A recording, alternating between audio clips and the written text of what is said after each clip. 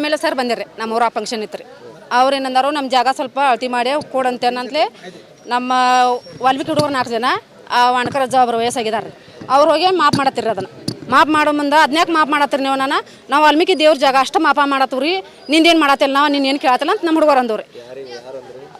ವಣಕರ ಅಜ್ಜಾರಿ ನಮ್ಮ ವಾಲ್ಮೀಕಿ ಸದಾ ಭಜಂತ್ರಿ ರೀ.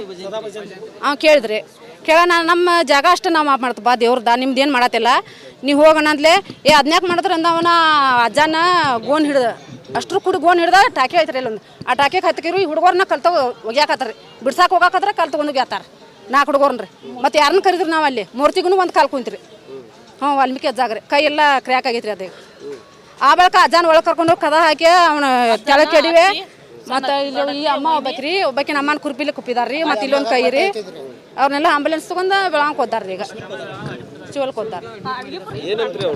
ಅವ್ರದ್ದು ನಮ್ಮ ಜಾಗ ನಾವು ಮಾಪ್ ಮಾಡ್ಕೊಡೋರ. ಒಟ್ಟು ದೇವ್ರ ಜಾಗ ನಮಗೂ ಅದ ಬೇಕಂತನ್ರಿ ಯಾವಾಗೆಲ್ಲ.